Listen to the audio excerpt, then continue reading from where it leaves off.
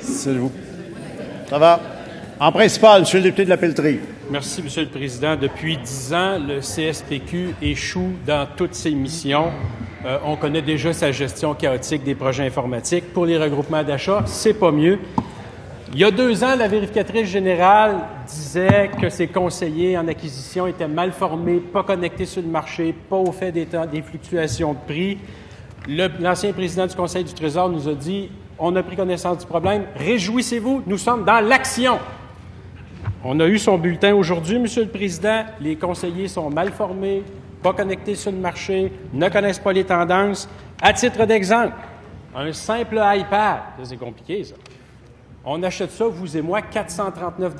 Le CSPQ le paye 499 $. Bravo le CSPQ, merci pour l'économie. Monsieur le Président, est-ce que le président du Conseil du Trésor peut tout simplement admettre qu'après 10 ans, le CSPQ est un échec? Monsieur le ministre des Finances. Monsieur le Président, le CSPQ est un moyen que l'État s'est doté pour centraliser, coordonner et mieux gérer ses achats. Depuis le printemps 2015, depuis à peu près 1 an, nous avons mis en place un processus de révision et d'optimisation des pratiques du CSPQ. Ce processus suit toujours son cours. Nous accueillons les recommandations de vérificateur général avec grand intérêt et nous allons certainement les mettre en application. J'aimerais aussi mentionner que la VG elle-même, quand il s'agit du suivi des mesures du CSPQ, elle dit que dans le processus d'acquisition, 8 de ces 11 recommandations ont été appliquées et le progrès est très satisfaisant. Donc 73% de satisfaisant. Donc quand on lit le rapport du vérificateur général, je comprends bien qu'il y a plusieurs pages. Il faudrait faire une lecture attentive. Ce que je vais faire, Monsieur le Président, et je m'engage seulement à vous, je m'engage à mettre en place, à mettre en œuvre les recommandations de la vérificatrice générale. Première complémentaire, Monsieur le député de la Pelletrie. Monsieur le Président, ce que la vérificatrice générale dit, c'est que les économies sont calculées sur des informations non validées avec des mauvaises méthodes de calcul. Elle dit que le CSPQ n'est pas prémuni contre les conflits d'intérêts. Elle dit que la gestion contractuelle est mal faite. Et j'en passe et des meilleurs. Monsieur le Président, ça fait 10 ans qu'on entend les mêmes commentaires sur le CSPQ. Est-ce qu'on est reparti pour un autre 10 ans de disgrâce? Quand est-ce que ce gouvernement-là va se rendre compte que le CSPQ est un échec? Monsieur le ministre des Finances. De toute évidence, Monsieur le Président, nous lisons le même rapport, mais nous arrivons à des conclusions différentes. Je mentionne, encore une fois, nombre de recommandations appliquées ou pour lesquelles les progrès sont satisfaisants. 8 dans le processus d'acquisition, 8 des 11 recommandations, ça veut dire 73%.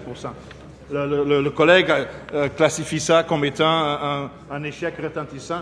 Je vous soumets, Monsieur le Président, qu'il exagère un petit peu, comme c'est son habitude.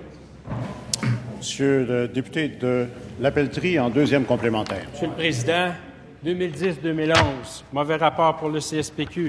2012, mauvais rapport pour le CSPQ.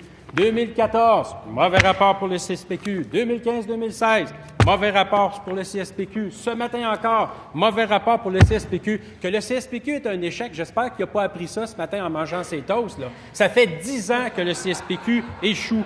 Monsieur le Président, j'ai déposé l'automne dernier, au nom de ma formation politique, un rapport où on fait des propositions. Quand est-ce qu'on va changer la façon de faire?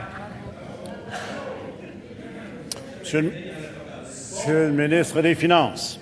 Je vois que les petits déjeuners sont une source de préoccupation pour les deux partis d'opposition. Oui, il faut prendre un petit déjeuner. C'est le repas de la journée qui est le plus important, Monsieur le Président. Il faut vraiment prendre un bon petit déjeuner. Monsieur le Président, c'est un rapport bien fouillé, bien préparé, des recommandations importantes qui sont là-dedans. Je vous l'ai dit à vous, Monsieur le Président, je m'engage à que toutes les recommandations du rapport de la vérificatrice générale concernant le CSPQ, comme concernant la SAQ, soient mises en œuvre dans son totalité. En terminant. Voilà. Je ne vous promets pas qu'on